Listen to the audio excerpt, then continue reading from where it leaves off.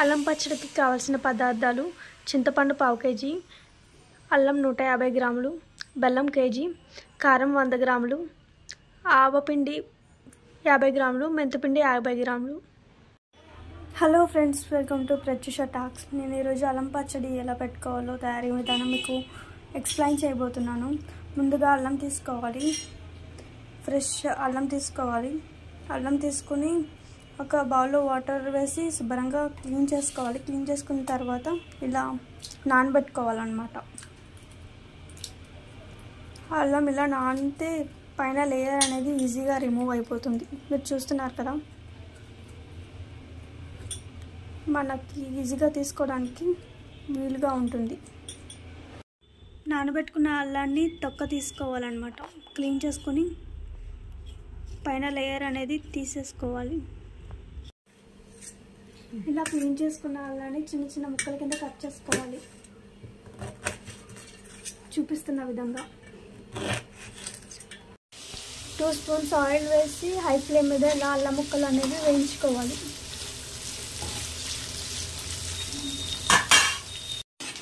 అల్లాన్ని పచ్చివాసన పోయేలాగా ఇలా దోరగా వేయించుకోవాలి. 150 గ్రాముల అల్లానికి పావు కేజీ చింతపండు తీసుకోవాలి. చింతపండు అనేది మనం నానబెట్టుకోవాలి. నానబెట్టుకున్న తర్వాత దాన్ని శుభ్రంగా పిసికేసి ఇలా స్టవ్ మీద పెట్టి హై ఫ్లేమ్ మీద మనం పులిహోరకి ఎలా ఉడకబెట్టుకుంటామో అలాగే కూడా ఇది కూడా ఉడకబెట్టుకోవాలి. దగ్గరికి వచ్చేదాకా ఉడకబెట్టుకోవాలి. అండ్ మనం దాంట్లో సాల్ట్ అనేది వేసుకోవాలి. ఒక 50 గ్రామ్స్ అనేది సాల్ట్ వేస్తున్నాను, మీకు చూస్తున్నారు కదా. సాల్ట్ వేసేసి కలుపుకుంటూ ఉండాలి.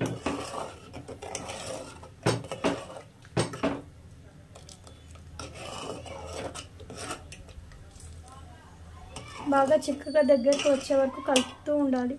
పులిహోరకి అనేది పేస్ట్, మనం చింతపండు పేస్ట్ ఎలా చేసుకుంటామో అలా దగ్గరికి వచ్చేదాకా మనం జాగ్రత్తగా దగ్గరుండి చూసుకుంటూ ఉండాలి. అందులో ఆవాలు వేసుకోవాలి. ఇవి కొంచెం లైట్గా వేయించుకోవాలి.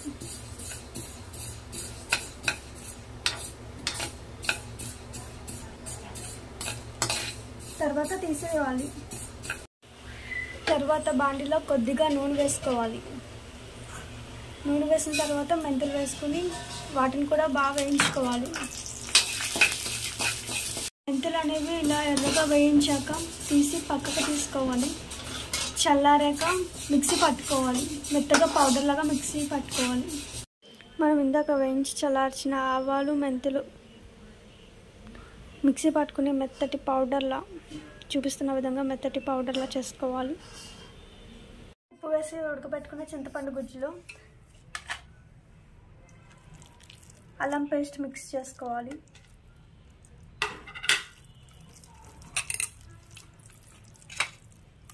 ఆవు పిండి, మెంతిపిండి,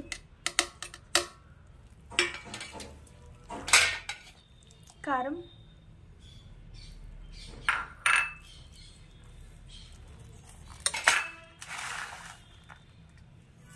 బెల్లం వేసి బాగా కలుపుకోవాలి.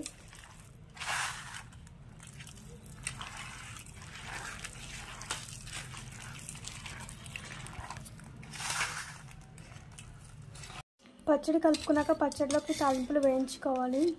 ఆయిల్ వేడయ్యాక ఆవాలు, పచ్చిశనగపప్పు, మినపప్పు, వెల్లుల్లి, ఎండుమిర్చి కలిపి తాలింపులు బాగా వేయించుకున్న తర్వాత స్టవ్ ఆఫ్ చేసేయాలి. బెల్లం అది బాగా కరిగాక తాలింపులు అనేది వేసి కలుపుకోవాలి అన్నమాట.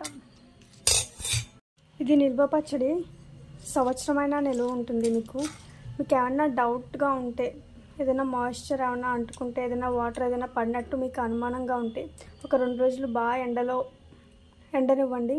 అప్పుడు మీకు ఎటువంటి ప్రాబ్లం ఉండదు, ఎటువంటి స్మెల్ కూడా రాదు.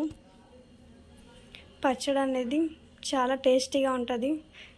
మీరు పల్లి పచ్చడి, కొబ్బరి పచ్చడి, ఆ చట్నీ ఈ చట్నీ అని వేరే వేరే చట్నీలు అవి చేసుకుంటూ ఉంటారు. ఇది ఒకసారి ట్రై చేయండి. అల్లం నిల్వ పచ్చడి మీకు ఇడ్లీలోకి, వడలోకి, దోశలోకి అన్నంలో కూడా చాలా బాగుంటుంది. పెరుగన్నంలో స్వీట్ తీసుకునే వాళ్ళు కూడా ఈ పచ్చడి వేసుకుంటే చాలా చాలా బాగుంటుంది. Thank you friends. మీకు నచ్చినట్టయితే please share, like and subscribe. Thank you.